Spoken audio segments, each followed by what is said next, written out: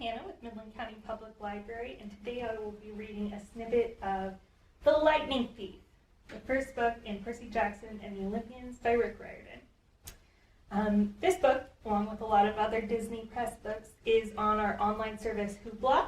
It has concurrent checkout, so you never have to wait in line for a book.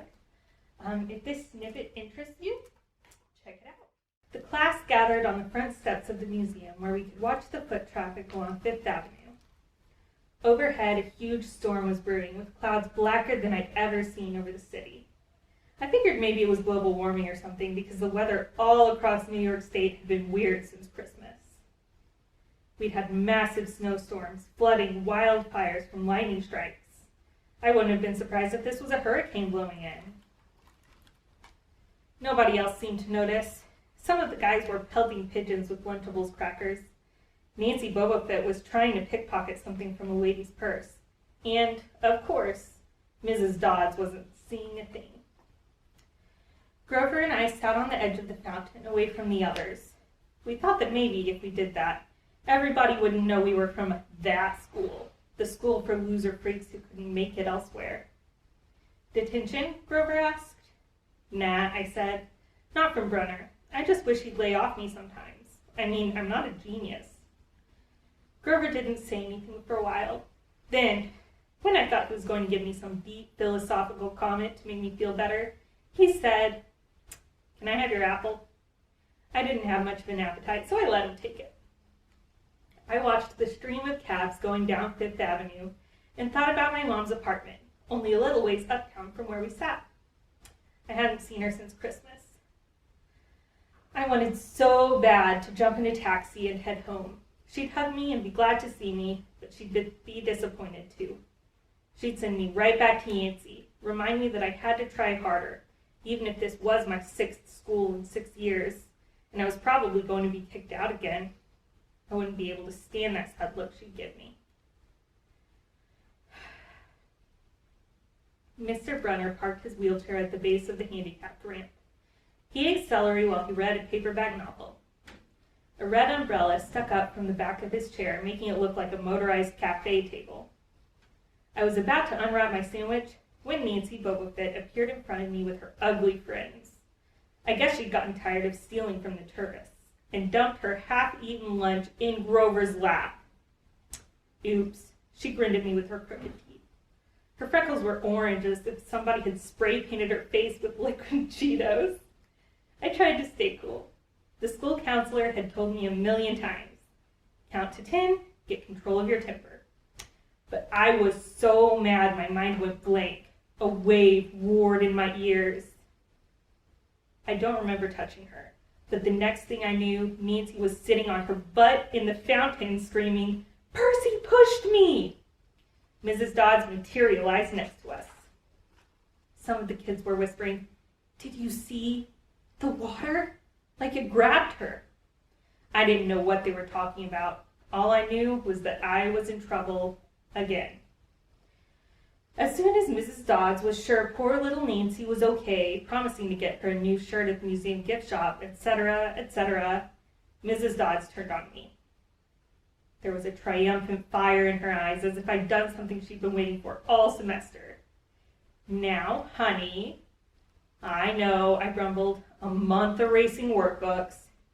That wasn't the right thing to say. "Come with me," Mrs. Dodds said. "Wait," Grover yelped. "It was me. I pushed her." I stared at him stunned. I couldn't believe he was trying to cover for me. Mrs. Dodds scared Grover to death. She glared at him so hard his whiskery chin trembled. "I don't think so, Mr. Underwood," she said. "But you will stay here." Grover looked at me desperately. "It's okay, man," I told him. "Thanks for trying." "Honey," Mrs. Dodds barked at me. "Now." Nancy Bobofit smirked. I gave her my deluxe "I'll kill you later" stare. Then I turned to face Mrs. Dodds, but she wasn't there. She was standing at the museum entrance, way at the top of the steps, gesturing impatiently at me to come on. How'd she get there so fast? I have moments like that a lot when my brain falls asleep or something, and the next thing I know, I've missed something. as if a puzzle piece fell out of the universe and left me staring at the blank place behind it. The school counselor told me this was part of the ADHD, my brain misinterpreting things. I wasn't so sure. I went after Mrs. Dodds.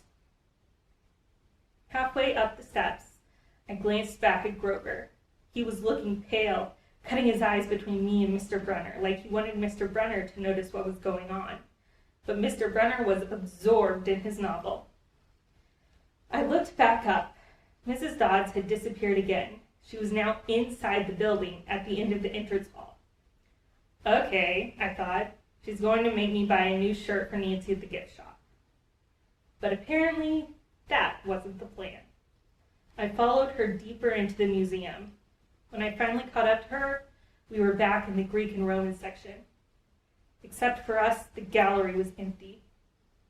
Mrs. Dodds stood with her arms crossed in front of a big marble frieze of the Greek gods. She was making this weird noise in her throat, like growling.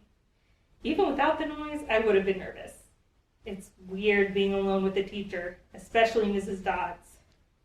Something about the way she looked at the frieze as if she wanted to pulverize it. You've been giving us problems, honey, she said.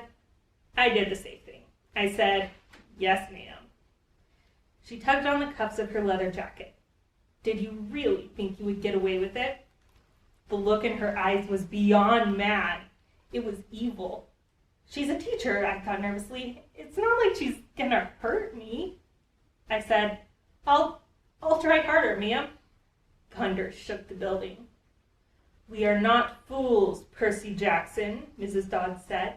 It was only a matter of time before we found you out. Confess, and you will suffer less pain. I didn't know what she was talking about. All I could think of was that the teachers must have found the illegal stash of candy I'd been selling out of my dorm room. Or maybe they'd realized I got my essay on Tom Sawyer from the internet without ever reading the book, and now they were going to take away my grade. Or worse, they were going to make me read the book. Well, she demanded. Ma'am, Your time is up, she hissed. Then the weirdest thing happened. Her eyes began to glow like barbecue coals. Her fingers stretched, turning into talons. Her jacket melted into large, leathery wings. She wasn't human. She was a shriveled hag with bat wings and claws and a mouth full of yellow fangs. And she was about to slice me to ribbons. Then things got even stranger. So, if that interested you at all, be sure to check out The Lightning Thief on Hoopla.